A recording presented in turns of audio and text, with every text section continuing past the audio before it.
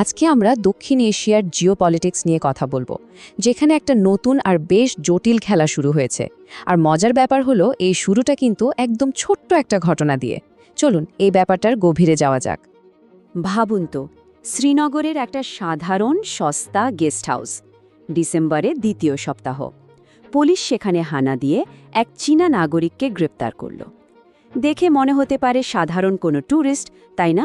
কিন্তু না, এখান থেকেই শুরু হচ্ছে এক গুপ্তচর বৃত্তির গল্প। তো এই লোকটার নাম খুডাই, ফিজিক্সে গ্র্যাজুয়েট, ট্যুরিস্ট ভিসা নিয়ে ভারতে ঢুকেছে। তার অফিসিয়াল প্ল্যান ছিল আগ্রা, বেনারস এসব ঘোরার। কিন্তু সে সোজা চলে গেল কোথায়? লেতে, একদম বর্ডারের কাছে। গোয়েন্দারা যখন তার ফোন চেক করল, তখন তো আসল উদ্দেশ্য বেরিয়ে এলো। সে আসলে ইন্ডিয়ান আর্মি আর সিআরপিএফের সব গোপন তথ্য জোগাড় করতে এসেছিল। এখন প্রশ্নটা হলো, এই যে খুদাই ধরা পড়ল, এটা কি একটা বিচ্ছিন্ন ঘটনা? সে কি একাই কাজ করছিল, নাকি এর পেছনে আরও অনেক বড় কোনো প্ল্যান আছে? আসলে এই একটা গ্রেফতার, এটা একটা বিশাল ছকের খুব ছোট একটা অংশ মাত্র। আর এখানে বিষয়টা কিন্তু আরও অনেক সিরিয়াস হয়ে যাচ্ছে। সূত্রগুলো যা বলছে তাতে দেখা যাচ্ছে চীন তিব্বত অঞ্চলে, মানে ভারতের ঠিক উত্তর সীমান্ত বরাবর, তাদের ১৬টা পুরনো বন্ধ হয়ে যাওয়া এয়ারবেসকে আবার চালু করছে। মানে ভাবা যায় সেখানে তৈরি হচ্ছে নতুন রানওয়ে, নামানো হচ্ছে ফাইটার জেট, হেলিকপ্টার, বিশাল আয়োজন। এখন সমর বিশেষজ্ঞরা বলছেন, চীন কিন্তু সরাসরি যুদ্ধে যাচ্ছে না। তার একটা বিশেষ কৌশল নিচ্ছে, যেটাকে বলা হয় সালামি স্লাইসিং। এই আইডিয়াটা এসেছে বিখ্যাত যুদ্ধ বিশেষজ্ঞ সান জুয়ের নীতি থেকে। এর মানে কি? মানে হলো, একবারে বড় অ্যাটাক না করে সালামি স্লাইসের মতো ছোট ছোট করে একটু একটু করে জায়গা দখল করে নিজের প্রভাব বাড়ানো, যাতে কেউ বড় কোনো রিয়াকশন দেখানোর সুযোগই না পায়। গোয়েন্দা সূত্রগুলো যা বলছে তাতে চীনের একটা বড় সড় প্ল্যান আছে। এই টাইমলাইনটা দেখুন। তাদের এখনকার লক্ষ্য হলো বর্ডারে চাপ তৈরি করে ভারত আর জাপানকে ব্যস্ত রাখা।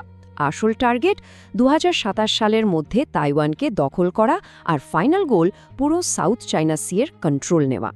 তার মানে ভারতের সীমান্তে যা হচ্ছে সেটা আসলে একটা ডাইভার্সন, যাতে চীন যখন তাইওয়ানে অ্যাকশন নেবে তখন ভারত বা জাপান যেন কিছুই করতে না পারে। কিন্তু তাইওয়ান কেন এত জরুরি? দেখুন, চীনের প্রায় ৮৫% ট্রেড, মানে ব্যবসা বাণিজ্য, হয় সাউথ চায়না সিয়ের মালাক্কা প্রণালী দিয়ে। এই প্রণালীটা হলো চীনের ইকোনমির লাইফলাইন। আর তাইওয়ানের অবস্থানটা এমন জায়গায় যেখান থেকে এই পুরো রুটটা কন্ট্রোল করা যায়। তাই তাইওয়ান দখল করাটা তাদের জন্য এত গুরুত্বপূর্ণ। তাহলে সূত্রগুলো যা বলছে তার সারমর্ম হল, চীন এই মুহূর্তে ভারতের সাথে সরাসরি কোনো যুদ্ধে জড়াতে চাইছে না। তাদের আসল লক্ষ্য হল ভারতকে বর্ডারে ব্যস্ত রাখা, চাপে রাখা, যাতে তারা নিজেদের মূল উদ্দেশ্যটা হাসিল করতে পারে। ওকে, চীনের এই প্ল্যানের বিরুদ্ধে ভারতেরও তো একটা কাউন্টার প্ল্যান আছে, তাই না? চলুন এবার দেখি ভারতের সেই ৩ স্তরের ডিফেন্স স্ট্র্যাটেজিটা আসলে কি। ভারতের প্রথম আর সবচেয়ে বড় ডিফেন্স লাইন হল প্রকৃতি নিজেই, মানে হিমালয় পর্বতমালা। বিশেষজ্ঞরা বলেন, এই বিশাল উঁচু পাহাড় টপকে কোনো শত্রু বিমান আসতে চাইলে অক্সিজেনের অভাবে 10টার মধ্যে 8টাই ক্রাশ করবে। এটা একটা প্রাকৃতিক দুর্গ। দ্বিতীয় স্তরটা হল লাদাখে ভারতের সুপার মডার্ন এয়ারবেস। এটা লাইন অফ অ্যাকচুয়াল কন্ট্রোল বা এলএসি থেকে মাত্র ৩০ কিলোমিটার দূরে। এর মানে কি? মানে হলো যে কোনো অ্যাটাকের জবাব দিতে ভারতের সময় লাগবে মাত্র ২.৫ থেকে ৩ মিনিট। ভাবা যায় কত দ্রুত। আর ভারতের তৃতীয় এবং সম্ভবত সবচেয়ে শক্তিশালী অস্ত্রটা হল ইকোনমিক।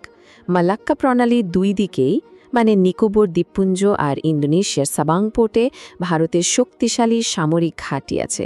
ভারত যদি চায় তাহলে এই রাস্তাটা বন্ধ করে দেবে, আর চীনের অর্থনীতি এক কথায় পঙ্গু হয়ে যাবে।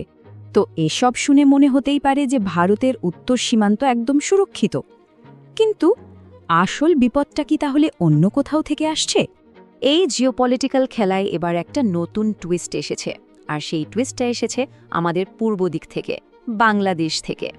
সম্প্রতি বাংলাদেশ 12টা অত্যাধুনিক ইউরোফাইটার টাইফুন কেনার জন্য একটা ডিল করেছে।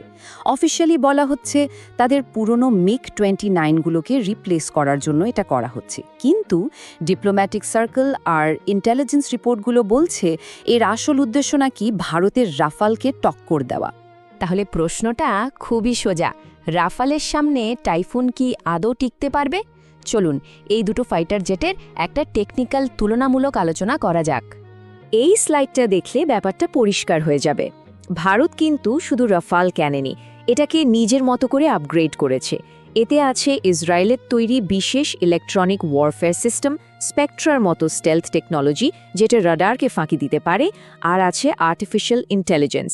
এই সব বিশেষত্ব রাফালকে প্রায় অদৃশ্য করে তোলে। অন্যদিকে বাংলাদেশের টাইফুন হলো স্ট্যান্ডার্ড ন্যাটো ভার্সন, যেখানে এই অ্যাডভান্সড ফিচারগুলো নেই।